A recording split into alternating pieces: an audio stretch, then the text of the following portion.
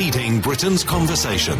This is LBC with Beverley Turner. Call 0345 6060 973. Text 84850. Tweet at LBC. Good evening, bonsoir, hola. It makes you nostalgic, doesn't it? Gap years, summer holidays with a pocket full of euros and a shiny red passport, flirting with the Italian barista in your local coffee shop, strong pound, the chance of studying and travelling overseas without visa hassles. Well, you can kiss goodbye to all this. 75% of 18 to 21-year-olds voted to remain. But the oldies knew better, that they aren't racists, they aren't idiots, they are far from it. So why did the golden oldies vote to leave? And how do you feel about the fact that Grandad has sold you down the river?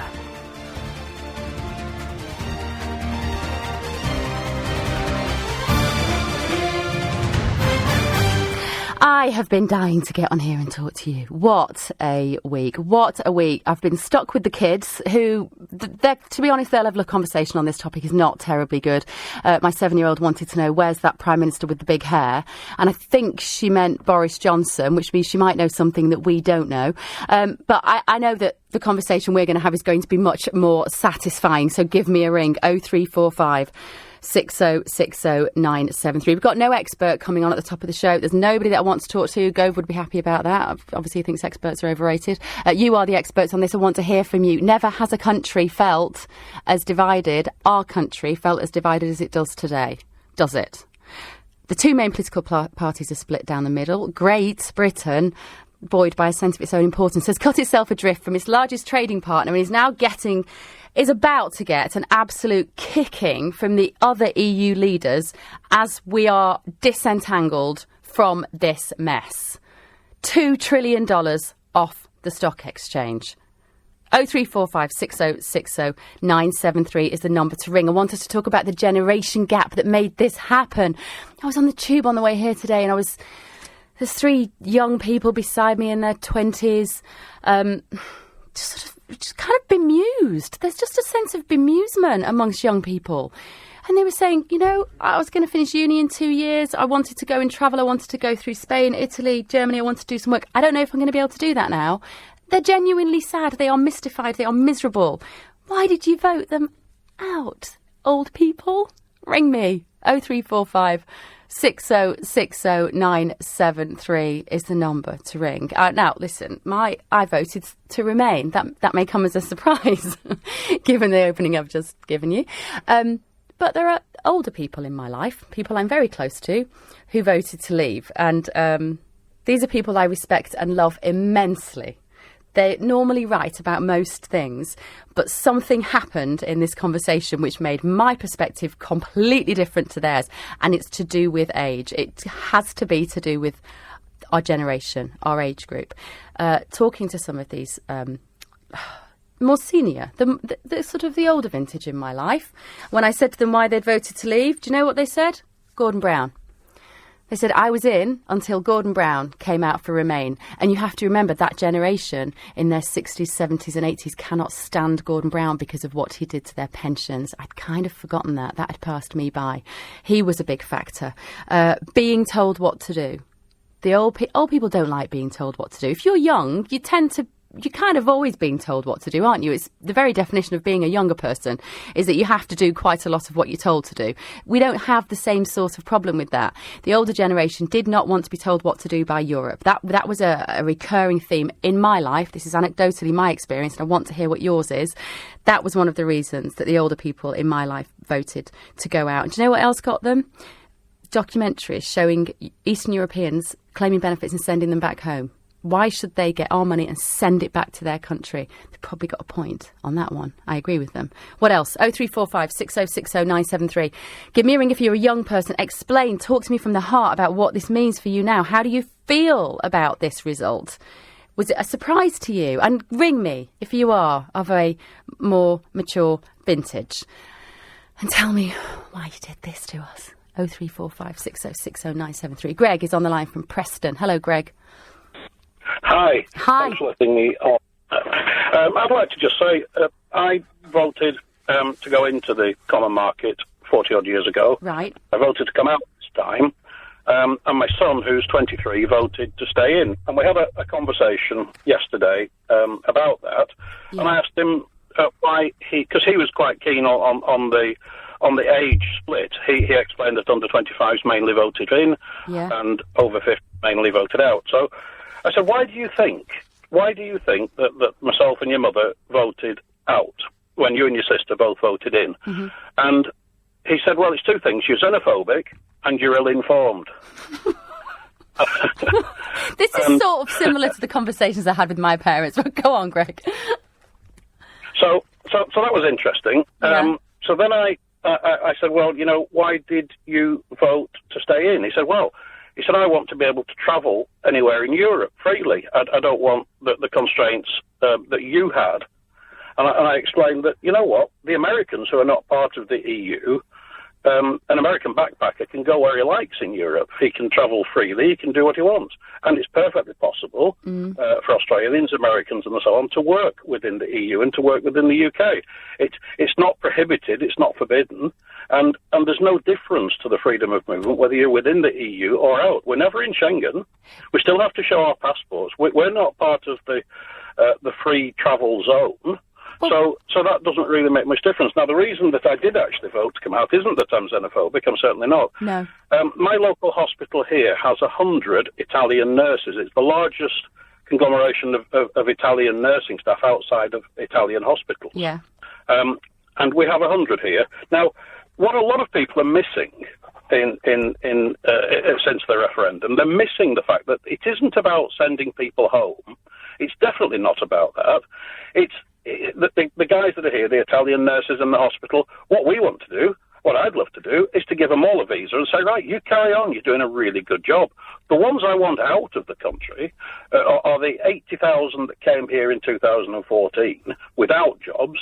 As far as we can see, still don't have jobs and are still here. How are they supporting themselves? Well, I know how some of them are supporting themselves because we see the crime statistics relating to that. And it's horrendous. Those are the people I don't want in the country, the people who can't support themselves or the people that are criminals. And they've got to go back to where they came from, whether it's outside of the EU or within the EU. I certainly don't want to close the door on anybody that's here, as long as they're doing a useful job. There's absolutely no reason, and I want to attract more people to come from the EU. But let's have a proper visa system. And when I tried to explain that to my son, he said, oh, well, that's just a disguise, because you're really xenophobic, you want them all out. You've been listening to Farage. I said, well, I have listened to Farage, and I've listened to Boris, and I don't rate either of them. No. What we need is a fresh working party from within the UK, but not from the politicians, who will steer us towards a sensible, reasonable, managed exit from EU. But there's no intention, in my view, that anybody should ever be sent home. If they're here to work, or they're here to live, or they've lived here for some time, what are we thinking of? Well, I don't think there is any. There isn't any suggestion, is there, that they will be sent home? I don't think we know for sure. Again, all of these questions still remain unanswered, as they have done for the last sort of year. Yeah, you're right. But the point is, with that, we're seeing xenophobic attacks. We're hearing on LBC all afternoon. We're hearing about people that are now being with racial prejudice surfacing, and that is entirely wrong and inappropriate. It's like football hooligans at a football match. Don't blame the football match promoters for the hooligans. Let's just deal with those hooligans in a firm manner. Yeah. And it's the same with the racial prejudice that seemed to be surfacing, as we heard just before the news, in a bar in London. These guys need sorting, and they need sorting by the police, and they need prosecuting, they need locking up, and they need dealing with. Let's not put up with that. Let's not tolerate it today on Saturday, 2 days after the referendum, and you think, any more than we would have done 2 days before. But you think, but now if we're out of the EU, that we're not going to have those same number of people coming in, and therefore, as you say, the criminals who are slipping through the net, you just think that number is just going to go down? Oh, absolutely. We need to put procedures in place to ensure that happens. What we don't want to do, we don't want to create a racial situation within the UK. There's no need for that, and that's not what this referendum has been about at all. It's been about people, it's been about money. OK, thanks, Greg. Max in Reading. Hello, Max. Hiya. Hello, how old are you? I'm 22. OK, so bang in the middle. Right, you're 22, you're a young voter, but actually you voted which way? I waited to leave the European Union. I have been thinking that for about 3-4 years. So why was that?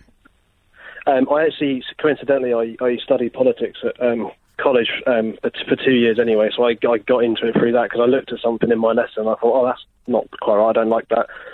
And mainly it's because of the people who are looking at it, and I can see there's obviously benefits to staying in the EU. I'd never be one of those people that denies it wholeheartedly because there's benefits for both sides, but I think the fact that you've got 28 commissioners that you can't get rid of whether you'd want to or not, is just not acceptable for me. We can vote out a Tory party if we don't want it, but if we don't like something, you have to have more than half the member states to agree with you, which I don't think is very democratic. And in terms of the Leave vote itself being in my generation, granted 75% is supposedly for Remain, which is an overwhelming majority in percentages. People forgetting that what about the 25% that got the vote they wanted? Because I'm one of the people that are happy with my vote, and it's not a small amount of number.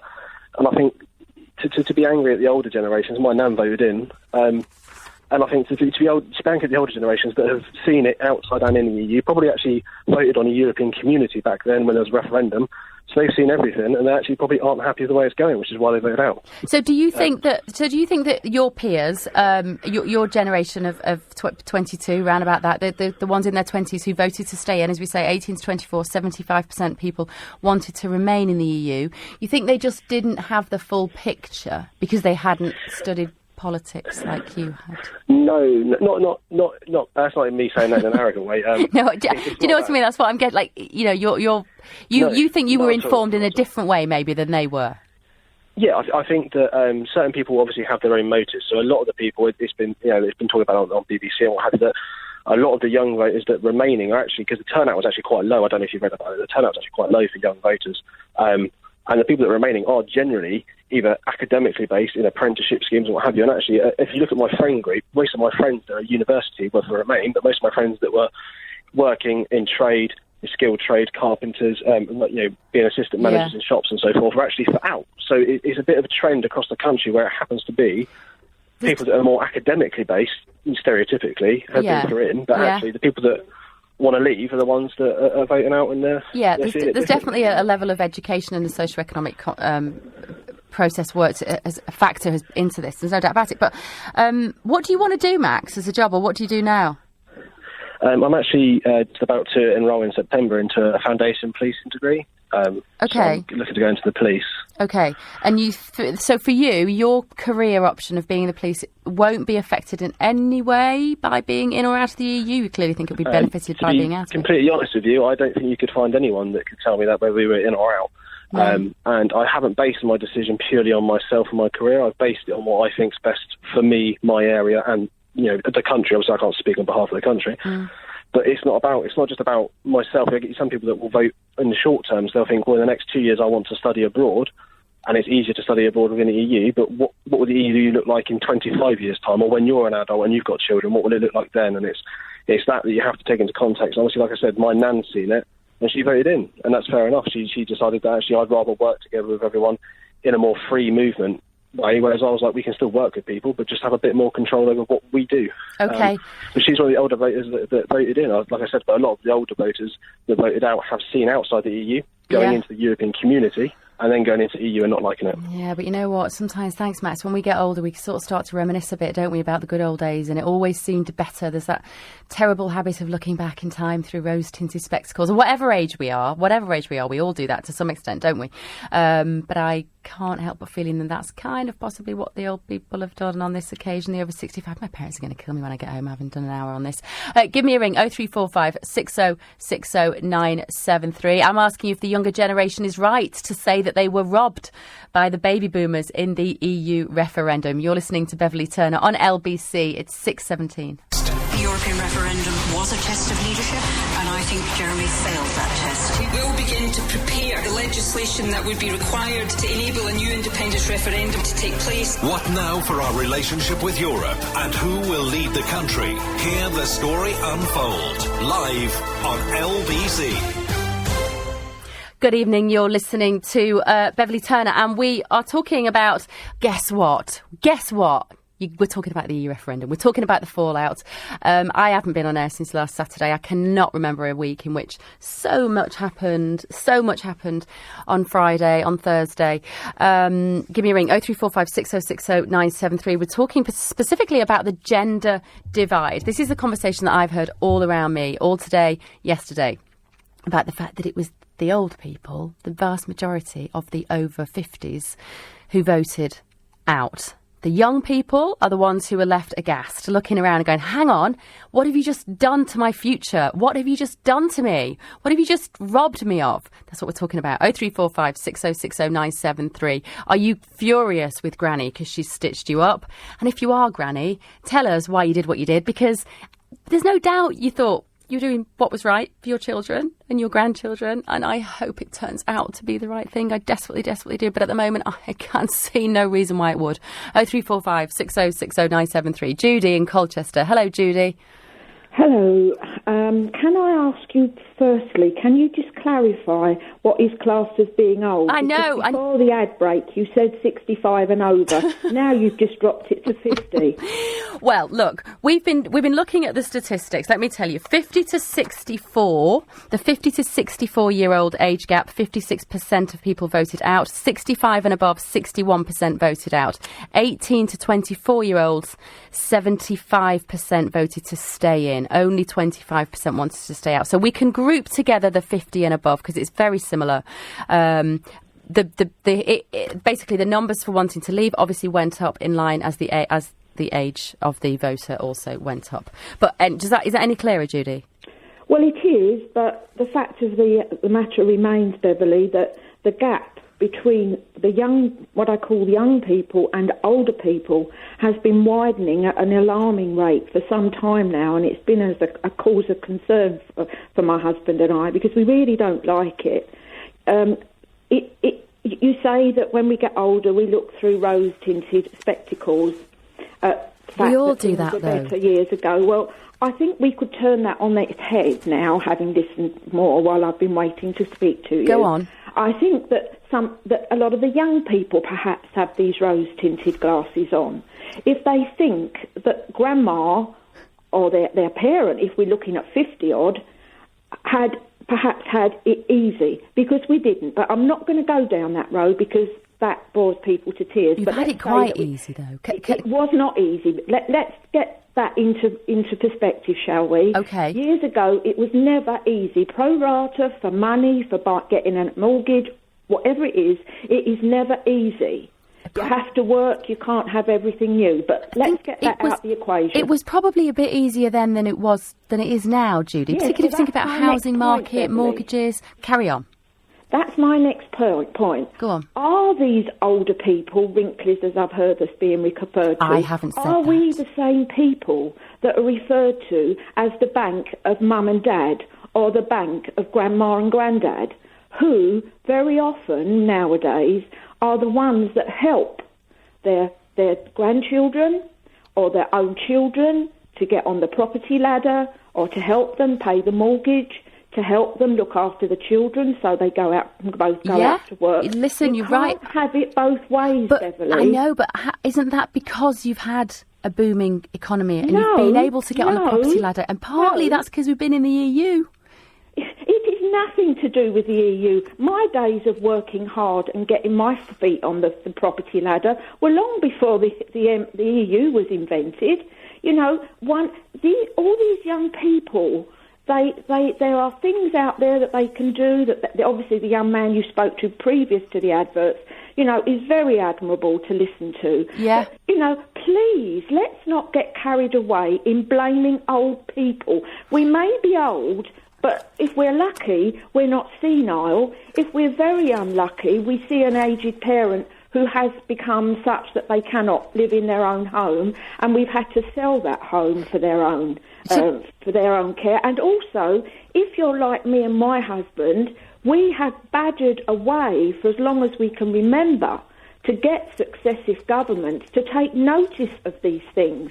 The fact that people are struggling to get children into schools, they struggle with their elderly relatives, all these things, but successive governments have been so arrogant that they have not taken notice. And now we find ourselves in the state we're in. But a lot of it would be a lot worse if we didn't have our generation who are able, because of what we've worked for, and perhaps now are prepared to sacrifice for our young ones coming along. I'm not a grandparent. I have a daughter, but I'm not a grandparent. Yeah. But, this has to be... It can't be allowed to be propagated, Beverley, because you're not doing not just you personally, but this whole divide is not good. It's not healthy. Not good, Judy. I agree with you. It's not good. And I mean, look, I'm looking at one of the headlines in the Times today. You're right. Wrinklies have well and truly stitched us up. This is Giles Corran writing in the Times. Just for the record, I haven't called you Wrinklies. But so you're right. And apparently yesterday on Twitter, there were 15,000 retweets of what may be the standout mantra for Brexit 2016, says Giles. And the quote was, "I'm never giving up my seat on the train for an old person again." Well, let's hope. You see, there's one thing. If we're lucky, Beverley, and we keep healthy, everybody gets older. Yes. And that is something that when you're young, you don't think about. But I think these generations now, they have to start thinking about it, but they have to also realise the worth of the so-called olds, because we do a lot now. We still put back.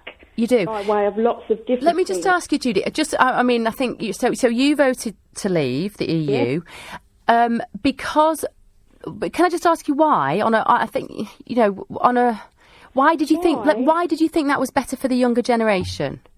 To be honest with you, Beverley, I just thought it would be better for the country as a whole if we could get it kick-started and get our politicians to realise that we've all been stitched up over the last few years because they have failed to listen to people. They do not. There is a huge divide between them and us again, if you like. But do you think, I know what you're saying, and that idea of the fact that it was, and you can see that in the huge north-south divide, the different voting strategies in the north of England who feel very removed from Westminster. We can see that. I mean, I know you're down in Essex, but I take your point that it was a shot across the bows of all the politicians who we feel don't listen to us necessarily. But was this the time to make that point? Was this really the time to make that sort of statement when this was an election about what will be available to future generations, a referendum? Well, this was a momentous occasion in our lifetimes.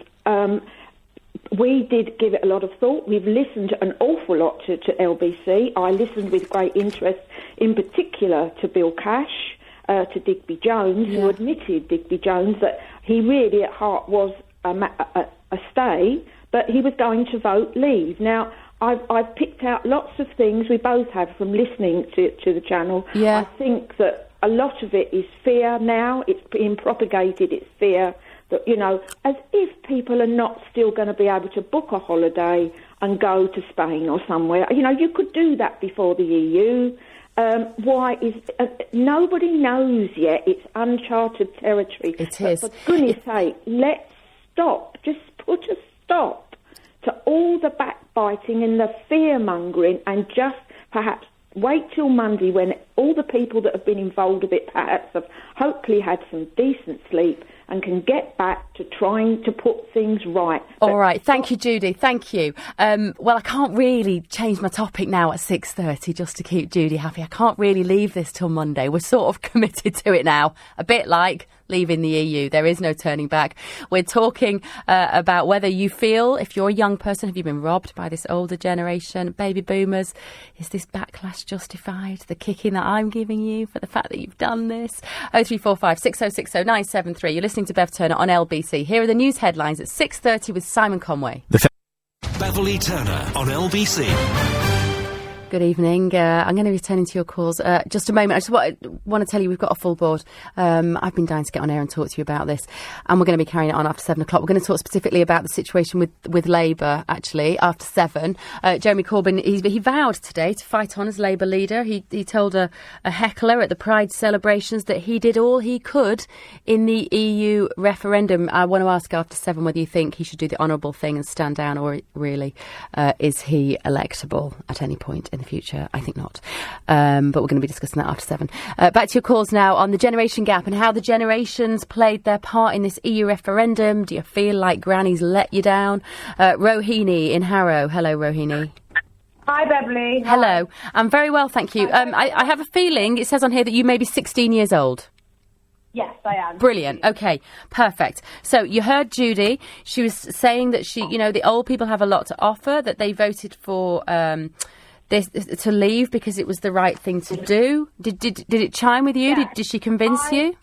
I just want to start off by saying I respect the older generation's opinion. I don't deny that their opinion is useless at all. I don't dismiss it. I just wish that the younger generation had been included in this decision. I don't think that the older generation should have been excluded. I don't think we should dismiss their opinion. I just think we should have got involved too. I wish that the voting age had been lowered for this referendum as it had been in Scotland. Oh, absolutely. I totally agree with you. I mean, you're right. It was for the referendum. They were 16 and 17-year-olds were allowed to vote for the first time in Scotland, weren't they? And now they will be allowed to vote in all future votes and elections, referendums in Scotland. It is ridiculous that we don't do this in England. And I think, had I had a say in this referendum, I would have voted Remain. Had I had that say, I would have found this decision much easier to cope with. I would have said, fine, at least I participated, at least my voice was heard, at least my votes were counted. This is so frustrating. I did everything I could do. I was out in the rain canvassing for the Remain side. I held debates in my school, my local area, and yet I still didn't have my voice heard. And I feel disenfranchised. I feel like it's a huge injustice to not just me, but all my friends, everyone aged 16 to 17 years old. And, the young have been discriminated a lot recently. Tuition fees keep rising and are set to rise again. Education maintenance grants have been scrapped. And housing benefits have also been scrapped for the young people. And this is just another blow for us. The older generation, to be fair, have had things a lot better than us. Their pensions are great. They had free education. They had free higher education. We haven't had those same opportunities, and yet we're still excluded from voting. Why is this the case? Why were we excluded? I don't understand. What can I ask you? What political party you are a member of, or you would like to be a member of, or what's your politics? Well, I was a big supporter of the Liberal Democrats up until the tuition fees. Yeah. Now I don't like to align myself with a political party. I don't think my thoughts identify with many of them. Rohini, do you know what you have to do? You've got to set up your own. Listen, if Farage can do it, anyone can. I was thinking, so I said to my mother, I said, if Nigel Farage can make us leave the EU, anyone can do anything. Absolutely. Can I just ask you, because it all feels a bit nebulous, doesn't it? It's obvious that for me, it's obvious something has been taken away from you. We're not quite sure what it is yet. We're really not quite sure. It sounds a bit like opportunity. It sounds a bit like... Well, I'm starting to look at universities, and I had my heart set on studying and doing a Erasmus scheme. I don't know what that's going to happen. I think... my understanding is, and this is my theory, this is my opinion, you may not agree with it, I think that the younger generations, they've always been more progressive, and I think they look towards the EU as a series of opportunities. The free movement of people, we saw that as an opportunity. We could go and we could work anywhere within Europe.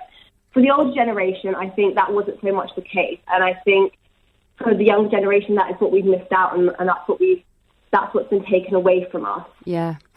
Yeah, thanks, Rohini. She's right. And actually, what she was saying there about the Erasmus scheme, that's obviously when students can go and study overseas. I have a feeling that that existed before we were in the EU. Who knows whether that will be changed now. 15,000 British students study in Europe as part of the Erasmus scheme. Something I realised today looking into this, though, is that, we have such huge university fees now, on average of about £66,000 a year. Sorry, I mean, it's not like you pay in the States, but it's big for Europe.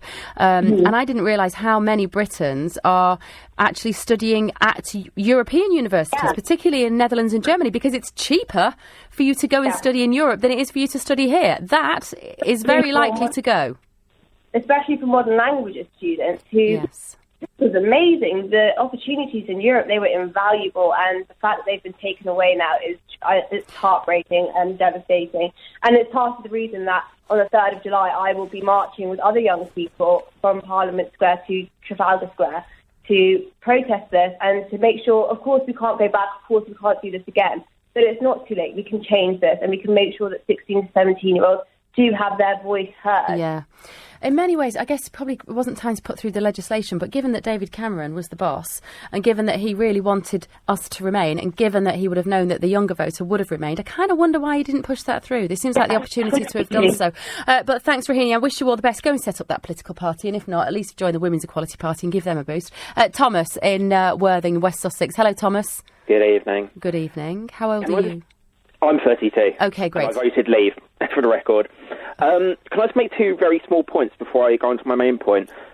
Firstly, earlier you were talking about the rights of EU migrants living in the United Kingdom, whether they would be deported or words to that effect. Somebody did ask that question. Yeah. I think there's no evidence that's going to be the case. No, firstly, their rights are protected by the 1969 Vienna Convention. Secondly, nobody in the Leave campaign has suggested that would happen. So, there's that. Also, the other quick point I wanted to make is that only 25% of 18 to 24-year-olds actually voted in this referendum, and what was the register. What was the figure you found, Thomas? It's 25% of 18 to 24-year-olds. I'd love to know where you got that from, because I can't tell you how many minds in this office we devoted to trying to find that statistic, and I'm not convinced that's right. All we can find is the YouGov. You sure? I think it is. All right, we'll check it out. I'll check it out while you. But the main point I was going to go on to: at what point did we decide that older people didn't have a wealth of experience and knowledge? I mean, you know, the Remain campaign during the general election were talking about this campaign of hate that supposedly existed in the Leave campaign, how they were trying to separate communities. Yeah. Surely emphasising this, you know, you must not listen to older people who have this wealth of experience and knowledge and remember what happened in the 1970s referendum. Sure, you know, they should be ignored, you know, because they're all backwards and old and everything. I think it's actually really quite hateful and offensive. Well, do you think I'm being hateful and offensive? I think it's a bit offensive to put across this image of older people being kind of backward and I don't think it's backward. No, I don't think it is. I've not said that. I think, well, what I've tried to get to the bottom of to some extent is to what their motivation was for voting out. I said at the beginning, the older people in my life, it was the fact that Gordon Brown spoke out, they don't like anything he says. This idea that they're told what to do, old people don't like by the EU, and quite rightly, I don't like being told what to do. And that, one of your previous caller, your last caller said, and I quote her, younger people seem to be more progressive than older people. Now, the thing I've been talking about throughout the whole of this referendum is I actually think that we abandoned the Commonwealth. And I don't know whether people have noticed the numbers of population. You've got 2.2 billion people living in the Commonwealth, about 508 million people living in the Eurozone. And I've been hammering away at this thing. You know, the Commonwealth always supported us during conflicts. They've always supported us in economic terms. We've traded with them, and we really did abandon them. And the progressive thing to do from this point on isn't to hitch ourselves to this anchor in the EU. It's to reconnect with the rest of the world. That's the progressive thing. I don't think they're going to be that bothered about us, Thomas. They're not going to... You know, the rest of the Commonwealth, they're just going to look at us as this tiny country, probably not even having Scotland as part of us anymore, and they're going to be like, oh, really? You want to come back and play? Now you kicked us out several years ago? We're not that bothered. The UK is the fifth biggest economy in the world, and the Commonwealth is projected by IMF to overtake the EU's economy in the year 2019. Well, we were the sixth today. We were the fifth yesterday. We're reconnecting with them. Sorry? We are the sixth richest economy in the world, but we were the fifth yesterday before France came. Well, let's see. Probably, but not necessarily. There's a huge amount of uncertainty. Thomas, I appreciate your input. Thank you so much. Bob in Acton. Hello, Bob. Hello there. Hello. Yeah, I'm one of the grey-haired wrinklies, and I voted out. I didn't call you a wrinkly. I called you of a more mature vintage. Did you? That's nice. Well, look, let me tell you why I voted out. I was putting right a mistake that I made in the 70s by voting in. I was never told in the 70s that there was going to be 28 commissioners. Now, you're asking people to talk about the EU. Do you know who the commissioners are? Nobody ever told me they were going to meet in secret and that they were going to make decisions, and these decisions would be then sent to a parliament where no member of that parliament could block that decision. All they could do was talk about it and ratify it. So no member of the parliament could bring in a bill and say to that, oh, let's do this, this is a good idea. No, you have Parliament, which is run by a dictatorship of 28 people. Now, there are 5 presidents in Europe. I didn't even know that. Do you know who they are? Can you name them? No, and I'm not that. I don't really care that I can't, to be honest, Bob. Point. That's the point, isn't it? I don't. The point is, it's taxation without representation. It's what happened in America. That's why they kicked us out. You cannot run something unless you let people express their dissatisfaction and something gets done about it or it's brought out. People say, oh, you're racist if you vote out. I don't think that. I don't think that at all. I don't think that at all. I think, as you said, I think a lot of people voted out because they really wanted to make a point to the government about the fact that they feel that their life is pretty rubbish. And, by getting out of the EU, the assumption is that life will improve. I'm not sure we're necessarily going to see that, actually, Bob, to be completely honest. But I've got to move on. We've got the traffic and travel, and I've got a full board of calls. We are talking about how this generation gap has occurred for this EU vote, what the implications of this has been for you. 0345 6060 is the number. You're listening to Bev Turner on LBC. 6:46. Lee Turner on LBC. Call 0345 6060 973. Going straight back to your calls on the generation gap in the EU referendum. What happened to the young people? Because 72% of the 18 to 24-year-olds, 75%, of 18 to 24-year-olds voted to leave. There was a 72% turnout as a nation as a whole, which is extraordinary, isn't it? But, of course, the majority of the over 50s voted to leave. What have they done to you? Danielle, what have they done to you? Where to start? I just feel like there's been a lot of reminiscing here. I feel like they've looked back over and said, well, we had a chance to vote in, now we've looked at it and we don't like how it's going, so we want to get you out, and not really taking the chance to know that between then and now, there's been a lot of improvements, a lot of development. Yes, I can understand there's a lot of issues with Brussels, but I feel like no negotiations can really happen when we're out of the EU, because I just don't feel like we're really going to get that respect anymore. You mean as a nation we won't get respect from other countries? Well, we have to, once Article 50 is invoked, then they're going to start negotiations with those in Brussels and all the other nations. And I feel like then we're not really going to get the if David Cameron a few months ago couldn't even get the negotiations that he went there with then while we were still in the EU, I don't know what voice they're really going to have once we leave. No, I mean, it's funny, isn't it? Because I think I said on this show last week, actually, that I've been talking to somebody from within the Conservative Party, somebody who works very closely with Boris, actually, and they were saying they were convinced we would vote out, and they were convinced that there would then be an attempt by the leaders of the EU to work very, very hard to twist our arms to stay, and that our politicians would come back to the country and go, look, guys, it's all been a massive misunderstanding. Look, we were going to leave. Well, actually, look what they're promising us now. A, B, C, D, E. Brilliant. Shall we stay? And that we might all go, actually, yeah, let's stay. But it seems that the completely opposite is happening, Danielle, and actually they're going to go, no, do you know what? You can get lost. We're not going to give you any sort of special dispensation. We're not going to make this easy, because we make it easy for you, and then do you know what's going to happen? France is going to follow, Germany's going to follow, Italy's going to follow. And in some really bad sort of way, I almost feel like it needs to happen for people to realise that the vote to leave was actually a really bad idea. It's almost like, and the immigration argument as well, that, there's too many migrants. And it's like, in London, if we didn't have that diversity, if we didn't have the migrants, a lot of things wouldn't be running. So it's almost like, imagine one day everyone that was a migrant just stopped working, stopped doing everything and went back home.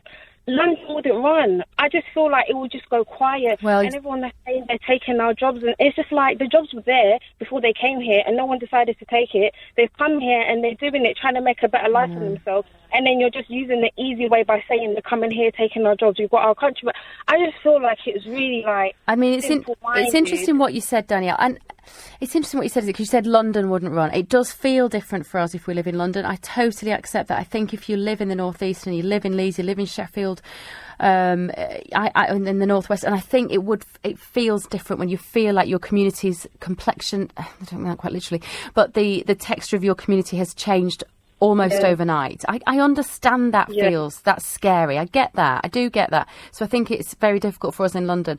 But I was talking to somebody today who runs old people's homes, and he said, what do I do? He said, this has cost, in the last 48 hours, this has cost me a fortune already because of various businesses that he had invested in. He said, it's cost me a fortune. And he said, I will not be able to put enough nurses in my old people's home. He said, the majority of my nurses now, they're Italian nurses, they're Spanish nurses. And I said, well, why aren't you employing British nurses? He said, there aren't enough. There aren't enough. He said, they're better. The British nurses are better, but there aren't enough. And he said, and if my supply of staff dries up from Europe, I don't know how I'm going to run my old people's homes.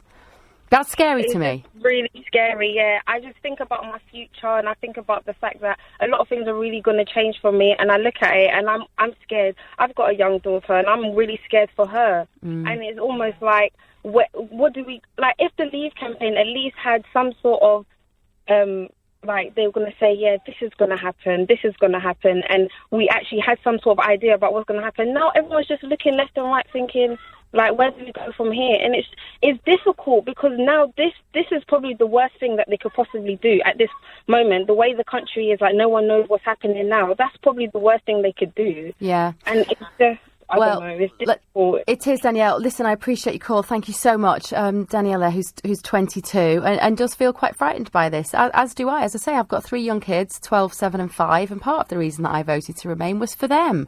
I just kind of have faith that we're stronger together. It's cliche, isn't it? That's the thing. I'm kind of talking in cliche, but that's how it feels. Jason in Leeds. Hello, Jason. Hello, Beverley. Yes, the point I wanted to make was this millennial generation, which I suppose I'm a part of, I'm 25 years old, they seem to be quite hypocritical in the point that I wanted to make was kind of made by the caller that phoned in earlier, and he said that the contempt that they're showing towards the older generation, tarring them with the same brush, of xenophobia and stuff like that, is exactly the sort of contempt that they're absolutely petrified of being labelled with themselves. They're petrified of being labelled xenophobic or racist. And we like an easy answer. We like to be able to say, this is good. Young people, we like to be able to say, this is good, this is bad, that's sexist, that's racist. It's as if we can't take a nuanced approach to it. And it's as if we can't see that, there is the argument. I mean, when these kids grow up and they realise that, if they have a non-EU spouse and they're trying to bring them over to this country, the amount of hoops they'll have to jump through, and then they'll maybe realise that freedom of movement stifles immigration from other countries. And that's the only way that we can control it. But I suppose, I did vote Remain very reluctantly, and it was for purely selfish reasons. It was because I just didn't want to lose EU citizenship. I wanted that freedom of movement. You're not quite sure what you've lost yet, are you, Terry? Like, that's the thing. We're not quite sure exactly what it is that we've lost, but we have a feeling that it's something. Jason in Leeds. Hello, Jason. Yes, you've just been speaking to me. Oh, sorry. Terry, sorry, Jason. That was, you're both 25. It says, sorry, a little bit distracted there. Terry, hello, Terry. Hi. Hi. Can you hear me? Yes, I can hear you. Go ahead.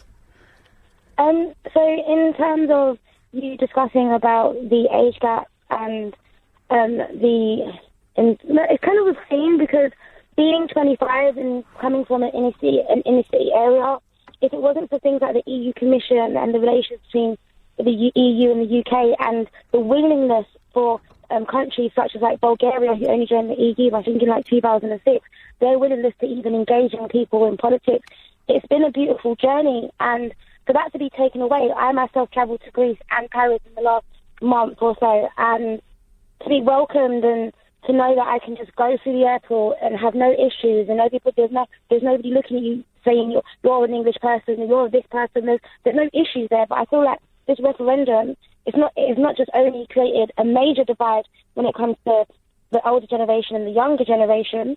It's created a major divide between people. People generally, we are arguing about who voted Remain or Leave, and we are calling people out on what they've done. And the fact of the matter is we are all ill-informed because there has been no contingency as to how we exit the EU. It was an idea and it was opinion, because at the end of the day, all these decisions are attached to human beings. And if a human being has that prejudice within them and that discrimination within them, that hate within them, and they put it to the masses, and they use propaganda and they use old school methods of marketing, like putting a simple leaflet through the door, which I feel that the Remain team didn't. They didn't result to there was a complete lack of information. I agree. A complete lack of clarity on what the outcome would be. There's all sorts of things that we're learning now that we wish that somebody had told us. 2 weeks ago. I think that there's no doubt about it. But I think it's wrong, though, isn't it, Terry, to assume... I'm going to say goodbye to you. But just to wrap up, it is wrong to assume that old people voted because it was somehow they were trying to get at the young people. That's not what happened at all. Democracy won out as well. We can't argue with it, can we? Right, well, one side effect of this political drama, thanks for all your calls on that, is that there was a vote of no confidence against Jeremy Corbyn yesterday. And today he told angry Labour activists at a Pride March that he did all he could do to prevent the UK leaving the EU. But really, was his heart really in it? What on earth do Labour do now? He's vowed to fight off any leadership challenges, but should he do the honourable thing and step down? Is there any support out there for Mr Corbyn? You're listening to Bev Turner. It all starts next. Leading Britain's conversation. This is LBC with Beverley Turner. Call 0345 6060 973. Text 84850. Tweet at LBC. Good evening. This is Beverley Turner with you until 8 o'clock. Now, one aspect of this political drama is that, of course, there was a vote of no confidence against Jeremy Corbyn yesterday. He told angry Labour activists today at a Pride March that he did all that he could to prevent the UK from leaving the EU. But was his heart really in it? Did you think so? What do Labour do now? What is the decent thing for him to do? Today he vowed to fight off any leadership challenge, but is that realistic? Give me a ring and tell me if you want Corbyn to remain.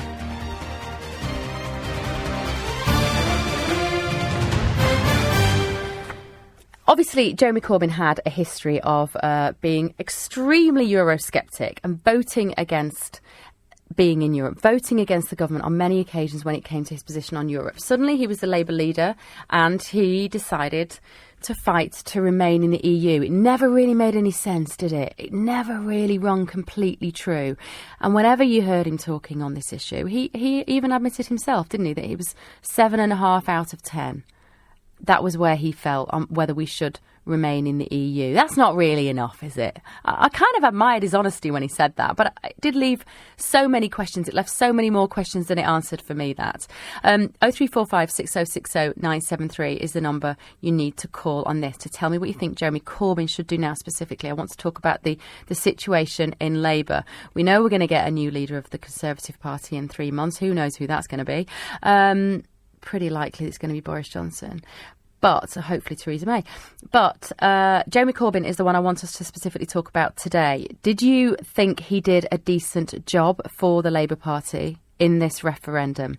And if he goes, who on earth do you want to see take his place? 0345 6060 973 is the number to ring. I'm going to throw one name into the hat. David Miliband. Where did he go? Well, he's been off around the world, hasn't he? He's been doing all sorts of global positions. He's been working internationally. He's been making a bit of a name for himself on the global stage, quietly, behind the scenes. He didn't get involved in the EU referendum. Didn't get involved when his brother made such a hash of losing the election. David Miliband will be good. Where would he go? He's not an MP anymore. You can't just bring somebody back in to be the leader of the Labour Party if they're not an MP. So that got me thinking, well, where could you put David Miliband? Where would there be a by-election? I know where there's a by-election. Joe Cox's old seat. That's going to be up for, obviously, sadly, tragically, horrendously. Joe Cox's old seat is pretty much the only one I could think of. Ring me and correct me if I'm wrong about that. I think that would work quite nicely for them. Do you agree? 0345 6060 973 is the number to ring. James has done that already from Hampshire. Hello, James. Hello, Beverley. How are you? I'm not too bad, thanks. Give me your thoughts on this. Oh, I think Jeremy Corbyn should go straight away. He had the opportunity with the kind of a massive groundswell and support. He could have made the difference, and he just walked away from it. He just kept silent, and he walked away from it. And he misled a lot of the people that support him. So the most important thing that's required now is really strong leadership to move us forward from the position that we're in. Good negotiators, people who can plan, and we need to take our time, get the right people in place and do it. And he is not one of the people to do that. Absolutely not. Look, we accept that he got a massive mandate when he was voted as the new leader of the Labour Party. He squandered it. Do you think he has? Do you think those people feel let down? Did you vote for him? No, I didn't vote for him. I voted Remain. I'm not a Labour supporter, but I do respect the mandate that the position that we're in, and I understand why people voted it. And it's not because of the EU, by the way. It's because of government mismanagement of housing, training nurses. They're not training nurses locally, so they're having to bring people in. That's all complete nonsense. So that's the reason we're in this position, not because of the EU. No. But having kind of, now that we're in this position, it's critical that everybody reassembles and we get strong leaders who are willing to go and negotiate, whatever that might be, for the benefit of everybody. And you think he's just not that No, he shouldn't be there. He should just quietly go away like he's been quietly in the background for the last 3 months. I mean, let's face it, if we have another general election in the next 12 months, which is a genuine possibility now... Which we should have. Which we should have, I agree with you. That is when his party are going to either get behind him or kick him out. They're going to have to do... We can't wait, really. I mean, I don't agree with the EU guys who say start tomorrow. We need to take our time. Yeah. And, work through that and pause, plan, get the right people in place and so on. But we can't wait for 12 months for a general election. I think that should be sooner. Yeah, I agree. James, thank you so much. David in Uxbridge. Hello, David. Yeah, hi, Beverley. I think it's been a bit unfair to Jeremy Corbyn, because I think Labour's problems predated Corbyn, because I think Labour abandoned the working class, really, with globalisation and the free movement, and it came home to roost. I think Corbyn, what could he, he only had about a year, but I think Labour need to really build on the social movement, relentlessly campaign for jobs, against poverty, minimum wage, protecting public services, really get into the communities. Because even if you don't, you can have an argument about immigration, you can disagree, but if people feel that you actually care and you're working for them, they'll respect you and vote for you. And I think it gets too much into the personalities. And I think now, because you don't want to give people like Gove and John, their vision of Britain isn't going to help the working class people that voted. Their vision of Britain is one of a globalised, give money to big companies, big pharmaceutical companies, big oil companies. That's who interests they serve. So the left really need to unite. I don't think it's time to change the league. We need to, get together and really have the case, that's going to protect the interests of, working people, vulnerable people, the unemployed, the poor, the people that this government and New Labour just hung out to dry. And that's what happened on Thursday, that, these people were abandoned and they took a chance and they, I voted in, but I don't blame people that voted out, really. You cannot blame. Now you've just got to get on with it and try and, get together and have a coherent narrative on the economy, a coherent alternative to neoliberalism. That needs to be, I know, the media is always against the left, but, you have to, get that message out and relentlessly campaign on the issues that affect people. And that's what, I'm not sure about Jeremy Corbyn,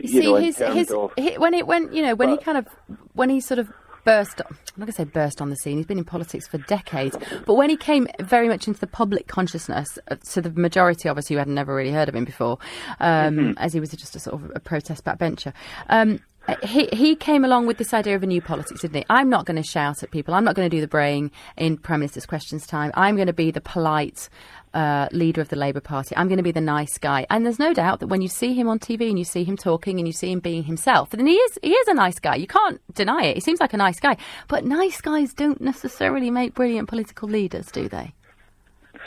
Yeah, possibly not. But I always think it is about a team as well. And okay, leadership is very important, but it's about it's about a team, and it's about getting a message out there as well. And I think the Labour Party got so disconnected from its roots and its people. And I think what Corbyn does well, or what he's trying, what he knows, you have to create a social movement, a movement that is not disconnected from the actual people. Because that's where the Parliamentary Labour Party, like your David Miliband, he's sort of dining with Hillary Clinton and taking subsidies from Goldman Sachs. He's not about looking after working people. You can't serve two. Even Sadiq Khan, he said, I represent the city of London. Look, you can't serve hedge funds and serve bus drivers. You have to nail your colours to the mast here. It's not about divide and rule. It's about saying you relentlessly work for the dispossessed, the poor,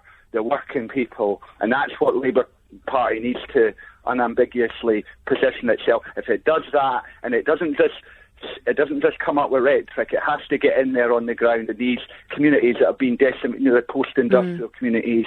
It has to get in there, talk to people. Because a lot of the Islington set of Labour Party, they were full of kind of sort of I feel your pain liberalism, but they really despise white van man. They don't care. And these people, they're not daft. They know that. Yeah. You have to have sometimes uncomfortable conversations. It all gets focused on immigration because that's where people see, their wages are driven down. You see, like if you're a tradesman and all that, if you can do a job for £2,000 and somebody's doing it for £800, of course you're going to be peeved, aren't you? But that's you have to address it's not the Polish Labour that's the problem, it's the effects of globalisation. Yeah. You can't turn the clock back. All right. Can you? You have to. Yeah, okay. No, it's okay. All right, thank you. No, I was just thinking then about what David was saying about the fact that the Labour Party have to nail their colours to the mast, and probably, I think what he was saying is root for the underdog and root for the working person, those who feel dispossessed, who want their wages to increase. But if you look at the Labour Party in modern times, the most successful period they had in office was under Tony Blair, when they, won, was it 2-3 elections back to back? That was when they did their best, and that was when they were absolutely not, and that's when they were talking to the big businesses. 0345 6060 973. What do you want Jeremy Corbyn to do now? The Conservative Party, obviously in turmoil. The Prime Minister's resigned. This is the opportunity. These are these moments in politics when you don't get these moments to make the most for your party, to take it as an opportunity. Is he the man to help the Labour Party into this next generation of post-EU politics? We've had an anonymous text saying, yay to David Miliband. That was my suggestion. And then another one directly afterwards says, David Miliband, no. 0345 6060 973 is the number to ring. We've had a tweet from Awful Lapses who say Corbyn was elected because he was EU sceptic. He should stand down because he lied. Do you agree? 0345 6060 973 is the number to ring. You're listening to Bev Turner on LBC. It's 7:15. Beverley Turner on LBC. Good evening. You're listening to Bev Turner on LBC. We're discussing what Jeremy Corbyn and the Labour Party should do now in the wake of this EU referendum result. Do you feel like he let you down? Do you feel like he didn't really inject the passion, the reach that you wanted from him in this election? Do you think he has part of the reason? Is he partly to blame for the fact that we have left the EU? Kate has texted to say if Dan Jarvis could be persuaded, he would make a good Labour leader. There's no doubt about it, Kate. I totally agree with you. I have a feeling he's a single father, isn't he, with a couple of children, a couple of young children. His wife died, but he is a very well regarded politician, ex-services, and I have a feeling that the time might not be right for him. That's my instinct. But there's no doubt that in the long term, he's going to be a player in this particular drama. 0345 6060 973. Joined now by Ben Bradshaw, Labour MP for Exeter, former Labour Cabinet Minister. Evening, Ben. Hello, Bev. Hi. Right, just broadly, your thoughts on this, first of all. How do you think Corbyn did in the EU referendum for your party? I don't think he showed the leadership that was required. I feel that whenever he talked about Europe, it was fairly half-hearted. He always caveated his support with a lot of criticisms. And there's a devastating and very detailed account published in the last few minutes by the Huffington Post suggesting that people in his team actively try to sabotage the Labour In campaign. Very serious allegations. Indeed, I think the more fundamental issue, though, is just to draw you on that a little bit, Ben. Why would they do that? Well, that you'd have to ask them. I mean, they need to respond to these allegations. But I don't think it's any secret that there are people on Jeremy Corbyn's team who've never been supportive of our membership of the European Union. But I don't know what might have been going through their minds. But I think the fundamental issue facing Labour MPs is Jeremy the right person to take us into an election this autumn, which I think is very likely to happen, the election, that is, given the millions of supporters we lost to the Leave vote in many Labour areas. So let me get to it. So if we have, in your assessment, Ben, then, so we have an election in the autumn. By that point, obviously, the Conservatives will have decided who their new leader is. Who do you think that's going to be, by the way, while you're here? Well, I don't particularly want to have an election in the autumn, but I think it's probably likely, and most people seem to agree with this, that whoever becomes the next Conservative leader will want to seek a fresh mandate, not least a mandate for the kind of negotiations they want to undertake about our new relationship with Europe and the rest of the world. Who do you think? I don't want to speculate about personalities of potential future Labour leaders. Come on. Well, you're trying to tempt me, I know, but I'm just not going to. Let me just make it quite clear, I'm not going to do that. All right, well, that's very professional. Can I draw you on who might be interested in? I know you can't draw me on. No. Listen. Can I draw you on who you think is going to be the leader of the Conservative Party? Again, I don't have a vote on that. You have an opinion, though. To be perfectly honest, I haven't got a clue where the mindset of the Conservative Party is. I don't think they do.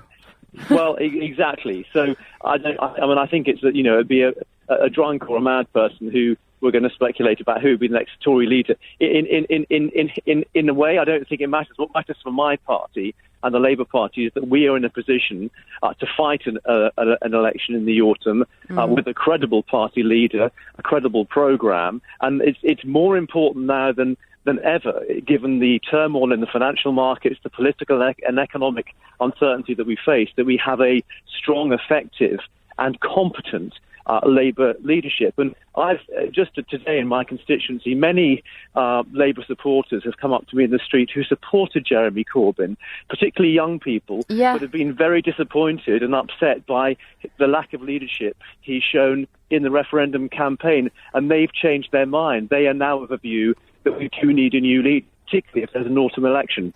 David Miliband, Ben. Well, he's not in Parliament. I know he's not, but you can get him in. Well, I think that would be extremely difficult to do in the time frame, and I've got absolutely no inkling that he would want to do it or want to come back. And in a way, I think we need to move forward to the future and not back to the past. But anyway, as I said, I'm not going to speculate about personalities and contenders, because what's imperative at the moment is that we all try to persuade Jeremy to do the honourable thing, take responsibility for the devastating loss of the referendum, and just as David Cameron did, do the honourable thing and step down. OK. All right, Ben, thank you. Really good to talk to you. Ben Bradshaw there, Labour MP for Exeter, former Labour Cabinet Minister. He doesn't think it would be easy to get David Miliband back in. I just think he would be great, don't you? Don't you? Wouldn't that be good? Alex in Streatham. Hello, Alex. Hi, Bev. How are you doing? I'm not too bad. Go on. I'm interested to hear what you've got to say on this. Yeah, so there's something here for me where I see that fundamentally, this is something that isn't specific to Corbyn, but it's specific to leaders in general. Anyone can have an ideology, and they can even have one that's original, or they can have one that's worked before and put their own spin on it. But if you don't have conviction, if you don't have charisma, you cannot deliver it. And what's interesting with the last caller you had, the MP, I think it's Ben, right? Ben Bradshaw, is highlighting that, you know, enough wasn't done by Corbyn, and it's pretty much the same sentiment that a lot of Labour voters are disappointed with. Yeah. What's changed since he came into power? Nothing. The only way he could ever have a spark in his presence is if we hooked him up using a pair of jump leads to the nearest lamppost. I honestly don't think, or maybe a bit of Viagra in his coffee, I don't know. Oh no, God help us. Can I just tell you, on that issue, just sorry to interrupt you, hold that thought, come back to it. Right. If you Google Jeremy Corbyn, the first Google is just Jeremy Corbyn, the second most Googled phrase is Jeremy Corbyn's wife. It's a bit odd. Anyway. I don't know, is she hot? Well, she is quite hot. He's done pretty well. He's definitely punching above his average. But anyway, carry on. Back, off the Viagra. Where were you? I suppose, jokes aside, it's fundamentally that. And the person that I would say, and I was genuinely, I'm a Conservative voter. Yeah. And I have been for a while. But I voted in. But I presented a lot of arguments on the exit side on account of the fact that I wanted to see what the Remain people had to say. Yeah. And the only person that I saw that consistently made me think, you know, actually, do you know what? I can stand with that person. I could agree with them. Is incidentally the Labour MP that is the MP for my area, which is Streatham, and that's Chukwuemeka. He lives down the road from me, and I don't know why on earth he didn't go for the leadership. Why he pulled out? I heard some rumours that there was some nonsense there in the background, but who hasn't got nonsense in their history, right? Just to remind ourselves, Jack, remind ourselves what happened with Chukwuemeka, because he resigned, didn't he, when Jeremy Corbyn became leader of the Labour Party? When Corbyn was elected leader of the Labour Party, Chukwuemeka resigned, didn't he? He resigned from the shadow cabinet. Yeah, I'm just asking. Did I call you Jack? I meant to say Alex. Sorry. Yeah. We've got a different system today. Sorry, it's taken me a minute. Sorry, that's what he did, didn't it? He pulled out pretty soon in the race on account of the fact that there was no need to go ahead. And I thought maybe he's saving it for another time. But he's such a prominent figure in the Labour Party, and he's got the energy. He's got the energy. I mean, I look at Corbyn and I feel like I want to fall asleep. I'm just like, I don't get how no one else sees this. I think in the build-up to the EU referendum, Chukwuemeka was one of the few people who seemed to speak an awful lot of sense for me. Every time I heard him, he was on LBC a lot. He was articulate, he was calm, he was measured, he was smart, he was insightful. He seemed to be really on top of his stuff. He really knew what he was talking about, and he spoke from the heart. Well, maybe, who knows? Do you think there's any possibility? I don't know. Do you know what? I don't know. I don't know exactly what number he lives at on his road, but I could go and knock on every door and ask him. Go and ask him, Alex, and let us know what he says. I've no doubt he'll be asked that question when he appears on LBC, I would imagine, at some point this week. Somebody will get hold of him. But thanks so much. I am now going to go to Jack. Hello, Jack. Hello. Hello. Can you hear me? Yep. Hi. Right. Corbyn, how's he doing for you, Jack? I think he's doing all right, to be honest. I don't think he deserves half the flack he's got. I mean, to me, it's quite obvious that this whole shift has been going on for quite a long period of time, and it didn't start 9 months ago when he was elected. And to be honest, I think any other Labour leader would have had just as much trouble trying to get the base out, because it's clear they'd moved. And to me, if you want to look at who's out of touch with grassroots and with post-industrial towns in Britain, it's probably the people that have been in government for the last 30 years. Yeah. And they are the same Blairites, it's Cameron, it's all the same people. And Jeremy Corbyn, for me, isn't one of those people. And I think the irony of all these right-wing Labour MPs coming out of the woodwork now and saying our leadership is out of touch with these people, and then saying we want to replace our anti-establishment Eurosceptic leader with a pro-European, fully paid-up member of the establishment. I mean, it's just madness. What is going through these people's minds? We've all, been on the news. We want to unite the country. Right, so what do you want to do? Get in one of the same people we've had serving the country for the last how many years? I think he's the only leader with any credibility, with any credible shot at uniting the country, because he is the only truly Eurosceptic leader. And he's the only one that's honest. And I think he's the only one people might actually believe the words he says. He's the only one that came out of the referendum campaign with a little bit of dignity. Except, I think that does quite a lot. Except that obviously I've got texts and emails coming in and tweets coming in from people saying that he wasn't honest. He'd always been a Eurosceptic MP, and suddenly he was at the head of a party whose official position was to remain in the EU. And that's kind of confusing for a lot of people.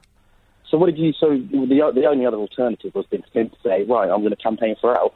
And then what would have happened? If they hadn't, they would have got rid of him anyway, because we'd be in exactly the same situation now. And if they hadn't, and if we'd remained, then everybody would have said his position is untenable as leader of a party that wanted to remain. So he's stuck between a rock and a hard place, and he made the only decision. I think he made the only decision that he could. David Miliband, what do you think about that suggestion, Jack? Not really a fan. I mean, I heard a couple of calls ago, I think somebody basically said that, Miliband, he's very good at flying off around the world, and he might have done some good charity work, but it's just more of the same. I mean, I think... Is it really? I don't think he is. Well, I mean, he was in was it Gordon Brown or Tony Blair's government? I mean, he voted for... I think he voted for Iraq, didn't he? I mean, all of these... I just think people think that... I think that part of it is the crash. Part of it was Iraq. It just played a massive part in it, and people just think there's 600 MPs in there. There's 60 million people in this country. Can we not get someone who was saying that we needed to regulate the city a bit more, and who had the common sense, like millions of other people, not to take us into probably the most disastrous foreign policy disaster of the last however many years? Yeah. And, that's the truth of it. Like, is there not, in a country of 60 million people, are there not a couple of hundred people that we can find who can represent the interests of the working class better than those that have been doing it for the last 30 years? Well, maybe, and perhaps they're in the Labour Party. Thanks, Jack. Perhaps they are in the Labour Party. Perhaps they will come forward. Perhaps they are the likes of Jo Cox, who we knew very little about, and who would no doubt have made a brilliant leader. As we say, that seat, very sadly, is going to be a non-contested by-election. Maybe there is a possibility to bring somebody in who could lead the Labour Party in a way that you feel Jeremy Corbyn is not doing correctly at the moment. 0345 6060 973 is the number to give me a call on. Let me know, do you think Jeremy Corbyn has got anything left to give? What can he do? Maybe he's just not made of the right stuff for this job. Meantime, you're listening to LBC with the latest headlines. Here's Simon Conway at 7:30. This is LBC with Beverley Turner. Call 0345 6060 973. Tweet at LBC. Text 84850. Oh, I'd love to be a fly on the wall in all of the meetings and the conversations which are going on in the corridors of power at the moment, wouldn't you? Maybe they're listening to us, so give me a ring and tell me what you want them to hear. We're talking about who should possibly take over from Jeremy Corbyn as the leader of the Labour Party. Not that he's going anywhere. He's resolutely said today that he's not going to stand down. He got heckled at a Pride March today by somebody saying that he let them down over the EU, and this is what this person said. They said, "It's your fault, Jeremy. I had a Polish friend in tears because you couldn't get the vote out in Wales, the North and the Midlands." Corbyn was heard responding in the second of 3 videos he posted on Twitter saying, I did all I could, is what he said. I just want to know whether you think he did do all he could, because actually it matters now as to whether he continues to be the leader of the Labour Party. They've had this vote of no confidence, but he stood up today and he said, no, you can get lost. I'm here for the duration. I've got a large mandate and I'm not going anywhere. This text from Saman. Beverley, your suggestion is brilliant. Thanks, Saman. David Miliband is the best person to revive the party. If he was the leader for the last election, the country would not have gone for this divisive referendum in the first place. Oh, it's a sliding doors moment, that, isn't it? There's so many of those when you keep thinking, if this had happened, where would we have gone? What would A have led to B and led to C? And you're possibly right. If David Miliband had been leader of the Labour Party, perhaps Cameron wouldn't have got the convincing win that he got in the election, which means that we may not have gone for the referendum and we would have... Oh, anyway, you know what I mean. We can have so many of those conversations at the moment, which is great, which is why politics is so good, which is why it's so nice to talk to you. Carsten in Hammersmith. Hello, Carsten. Hey, how are you? I'm not too bad, thanks. Right, Corbyn, is he doing a good job for you? Well, what did you just say? He said that he did all he could. Well, I'm asking you, do you think he did? That's what he said. Well, you're right. If that's all he could, it ain't that great, is it? If that's what he's got in his toolbox. Yeah, I don't think he could have done any worse if he tried, to be honest. He couldn't have done any worse? No, not if he tried to. It's just... Maybe he was trying to. That's the point. When it comes to the EU, the suspicion is, isn't it, that as a consolidated Eurosceptic for so many years, why he suddenly changed changed his allegiance and wanted us to stay in the EU. It never really added up. Well, why he did it was because he's the leader of the party, so he's kind of obligated to do it. And I personally think that you have to put aside your personal convictions if you're the leader of the party, and on such an issue, you just have to pull out all the stops. And every time I saw him, it was just one mealy-mouthed, gritted teeth, vague affirmation of this body that, might be doing us some good or not. And it's just dreadful. But he could have. But he didn't necessarily have to. Look, the Conservatives weren't united on this issue. Obviously, if Cameron said you can have a free vote, he nailed his colours to one mast. Boris and Gove did the opposite. Different. Both of either side, even though they were split, either side of the Conservative Party really nailed their colours to the mast. Yeah. He didn't do it. The Labour Party, until they just completely abandoned the field, until about, I don't know, a week and a half, 2 weeks before the referendum, when they finally wheeled out Gordon Brown. And I'm not a fan of Gordon Brown ordinarily, but I thought he actually... He was convincing that he believed what he was saying, and it was a message that the Labour Party had to get out and hadn't been professed until then. So I really honestly think that the Labour Party has to take a good hard look at themselves and say, we dropped the ball. We seriously let down the 48%. Mm. And then what? And then what? We dropped the ball. We messed up. We have to move forward. How do we do that? Well, I don't think you can do that by going backwards. I have to agree with one of your previous callers there. Who would you want to see at the helm if he goes? Okay, if I can just say very briefly, I think the saddest thing about the results of the referendum is that we, and I'm a little bit older, we have basically screwed the youth. And we have taken opportunities from them that we... as anyone who's a post-war generation has had the benefit of. And I think that the voice going forward, therefore, needs to be someone who is closer to the youth and can fight to get them some semblance of restitution from what has happened. And one of your previous callers mentioned Chuka Uman, and I wholeheartedly agree with that. I think you'd be a great choice. You'd get your vote. All right, Carsten, thank you. Gary in Brockley. Evening, Gary. Hello. Hello. Hi, Bev, how are you? Well, I'm not too bad, thanks. What do you think Corbyn should do? I think he should step down, really. I just think, the Labour Party needs a fresh start. Do you know, I think this referendum was just kind of like a reset, it's an opportunity. Obviously, Labour really should have been a more, a more definitive alternative. I mean, you can't wait for an opportunity like this to kind of get the party together to say, okay, look, hey, we have we're the other party here. They should have been together much, much longer than this. Do you know what I mean? And I just think you need to have someone that's got a passion and a drive and a belief in something. Do you know what I mean? That you can actually see and that you can actually, kind of grasp or hold on to and say, I see this, or I see the kind of vision that person has. So I don't really see that in him, never actually saw it in him before. And then the other thing as well, I think he's always been a Eurosceptic. So it's kind of, you've always been painting one colour. Why now, at the end, you're going to say, okay, well, I sort of believe in this. No. And also, you see, the thing is, Gary, we're going to have a new leader of the Conservative Party as well. So what I think is an interesting thing to do in terms of this debate with Labour is to think, who do we want to see up against... ? Like, who, if we say Boris Johnson becomes the next leader of the Conservative Party, which I hope he does. Which I hope he doesn't. I think I probably agree. But who do we want to see? Who do we want to see opposite him at Prime Minister's questions? I've got a name for you, Bev. I've got a name for you. This will probably make you flip. Go on. But I've listened to this person. I've read a bit about this person. I'm really, really convinced that this person would be a brilliant candidate. Go on. Gisela Stewart. Yes, well, she's covered herself in a bit of glory in this particular campaign, hasn't she? Well, obviously, if it had not been for the campaign, I guess I wouldn't have had an opportunity to get to kind of look at her and see what she's made of. And very poised woman, very tempered, very fact-based, of all the different, kind of Leave campaigners. She put forward And she calls herself your independent thinking Labour voice. That's the tagline.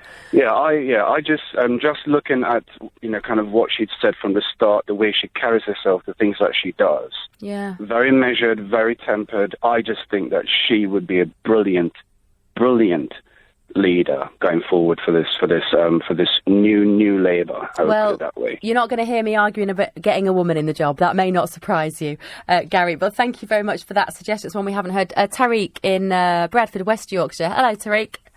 Hi, how are you? I'm not too bad, thanks. Right, tell me. Jeremy Corbyn has clearly not covered himself in glory in this EU referendum. What did he do wrong, and what does he do now for you? I'll tell you.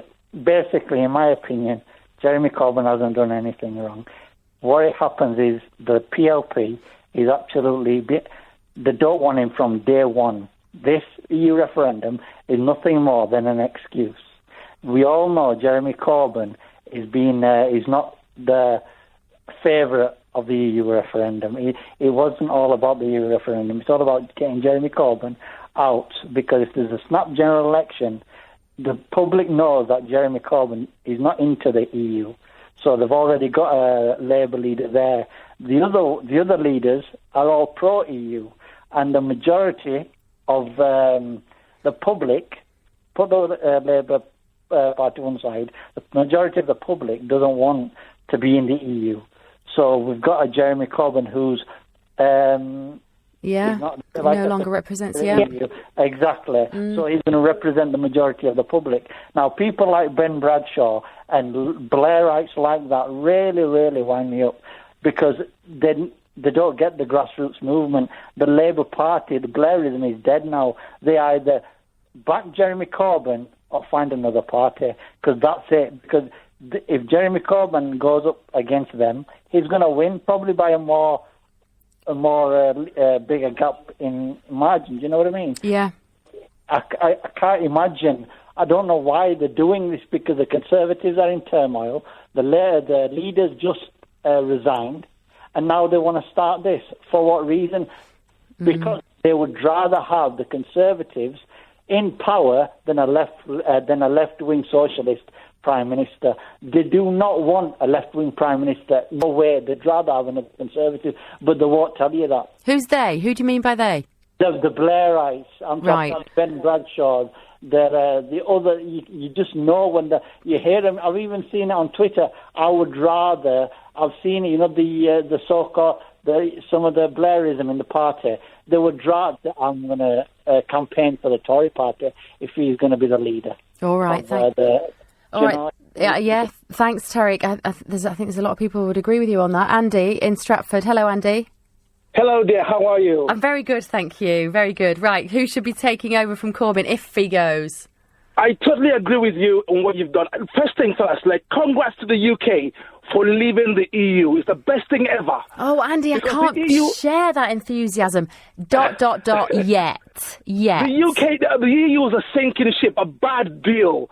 And the older generation were able to see this. I'm over 50, I'm 51. We could see it was a bad deal. If you got a bad deal, leave the ship. Get on a lifeboat. And that's what we've done. Congrats, UK. Congrats, Boris. I think Boris is going to be the next PM. Oh, God help us. He's the new Churchill. Boris is the new Churchill. No, he's not, Andy. He's not. Listen. And on the other side, I love your idea. David Miliband and Chukwuemeka. Yeah. Did you listen to the interview when Chukwuemeka was going against Boris on LBC? No, I didn't. That must have been one of the very rare occasions I wasn't listening to LBC. Look, bring it out. Chukwuemeka went against Boris on LBC. Listen to the interview. It was amazing. I think David Miliband for the Labour and Chukwuemeka as maybe shadow chancellor. Beautiful balance. Jeremy Corbyn, round peg in a square hole. Yeah. The guy was a Eurosceptic. You don't mix it. You can't have two messages. And that's the problem with the Labour Party. The executives are one way, the people are another way. The people are felt the pain, but the executives they call themselves we are Euro Party. No, you have to have one message. If you have two messages, you're doomed to fail. Absolutely. So congrats, UK. All right, Andy, thank you. Congrats, UK. Listen, you heard me in the first hour. I voted Remain. I'm still in a state of shock. I woke up on Friday morning in a complete state of shock, and I'm frightened for my kids. I am. I don't know what this future is going to look like. I really hope that Andy's enthusiasm is going to spread across the country, and we're all going to be congratulating ourselves in 10 years' time. I'm not sure that we will, but I hope you're right. I hope you're right. Right, if Corbyn concentrates on the low-paid working class and not the middle class like Blair did, he will win back Labour's core votes. Cooper, Harman and the rest of Blair, Brown, Miliband are tainted, says John Mann for Labour leader. That was on text from Helen. We have no one in Westminster fit to represent British people. This is Steve on text. For 40 years, those types have been undermining this country, and Cameron thought he'd pull off another con. He would never get EU reform. The Commission would not weaken their grip on us. Well, we forced their hand on that one, didn't we? And Derek has texted from South Wales to say if Corbyn was a man of principles, he would resign and he wouldn't have changed his views on the EU. He should go ASAP. Do you agree with him? You're listening to Bev Turner on LBC 7:47. From the LBC. Coming up at 8 on LBC, the Sex and Relationship Show with Lucy Beresford. Sexual relationships with colleagues can be exciting, but also potentially super risky. So is it ever okay to dip your pen in company ink? Leading Britain's conversation, the Sex and Relationship Show with Lucy Beresford. This evening from 8 on LBC. Oh, Lucy, dip your pen in company ink? Who came up with that? Me and the producer both went, oh, I was thinking who I work with here. No, thanks. Ricky in Southwark. Hello, Ricky. Not you. Didn't mean that about the producer. Hello, Ricky. Are you there? How you doing? I'm very well. So, yeah, I'm 23, so I'm young, and I voted out. Right. And I'm still confident that was the right decision. Go on, carry on. And in regards to Jeremy Corbyn, I actually vote Conservative, and I feel sorry for him. And I feel like he's being used as a scapegoat for something that, like, I think the Euro campaign was kind of failing with young people anyway. Mm-hmm. And I think the actual blame is not on sort of who voted out and who was running the Remain campaign. It was actually about the 30% of people that didn't go and vote. So, you know, we can blame, you're stupid, you made us leave for voting out, or, you didn't do the campaign correct for Remain. But everyone had a right to go and vote. I walked in the rain and I voted and I did what I thought was right. And I think the 30 other % should have done that. And we may have a different result today.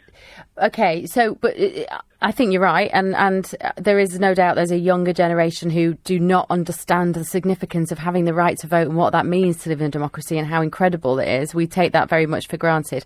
But that whole generation who aren't particularly interested in politics, we need to bring them in. We need to bring them into politics. I genuinely think we should reduce the voting age. This is my other point. So if you look at the result now, and we're all shocked, even the guys that we have at the top of our country that we trust, to run it, they haven't, they've now potentially been given back power and they don't know what to do with it. Yeah. And so my view is like, so imagine we voted to Remain.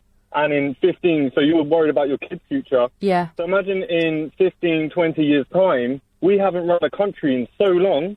We've allowed it to be run externally. We get really comfortable. And then one day the Euro, we try our hardest. We get the Euro working and it collapses. It completely collapses. So we've never run a country. So that means all the older guys that kind of have that experience. We do still run our own country, though, Ricky. But I mean, like, we are sort of being babysitted, and the younger generation would then at that point be in charge. And by that time would have been it would have been heavier, like more and more entwined with Europe. Do you know what is going to be refreshing? Do you know what is really going to be refreshing about being out of the EU? And I'm going to have to try and find reasons to be cheerful on this, because as I say, my gut reaction is this is terrible, is that going forward, we will not, our leaders, whether it is Corbyn, whether it is Boris Johnson, whether it's Chuka Umunna, Gisela Stewart, Theresa May, whoever they are, they will no longer be able to blame the being in the EU for any of their decisions. Yeah, exactly. That's going to be pretty refreshing. They won't be able to turn around and say, I can't look at your hours. I can't change the hours that you're allowed to work. I can't look at your wages. There's all sorts of things that they will have been blaming Europe for preventing them from doing that they won't be able to do anymore. And that, I think that's going to be quite interesting. But listen, on Corbyn, what does he do? Say that again, sorry? On Jeremy Corbyn, what does he do? Does he step down? Does he stay? I reckon he just keeps going. I think he keeps going. I think the vote that the result that we got was a shock to the system. And actually, you'd probably find, I think a lot of young people are ashamed to say they voted in, but you'll find there were a lot more people that did. Ashamed to say they voted in? Yeah, because, the moment I go on Facebook, there's a lot of people that, didn't even vote, and they're putting out all this hate stuff. So you feel like you don't even want to say, I had an opinion. It's kind of like, it's forced upon you right now, as people that voted to leave, that we're just bad people. Like, we're stupid, we're dumb, and I've followed politics, for the last 4 years, and I'm really into it. And I feel like I made a right decision on what I did that day, but I think Corbyn should just keep going, and I think people should just stop trying to put the blame. I think that the Labour Party were already failing 2-3 years prior to this. They should have seen the rise of UKIP, the Eurosceptics rising in Europe itself, and tried to connect with people way before, not 6, 7, 8 months, 9 months before such a big decision. So I don't think Corbyn's to blame. He was literally, he was put in that position, and now they're just like, oh, well, look, we're out. Let's just blame him and move on. Put someone else in, and I think he should stay. All right, Ricky, thank you. Ahmed in Stratford. Hi, Ahmed. Hiya. What do you think about Corbyn? I just think it's quite bizarre how he's been attacked by pretty much everyone. I mean, we've been calling for, a fresh face. Everyone's saying now we need another fresh face. Well, last time I checked, he was the fresh face.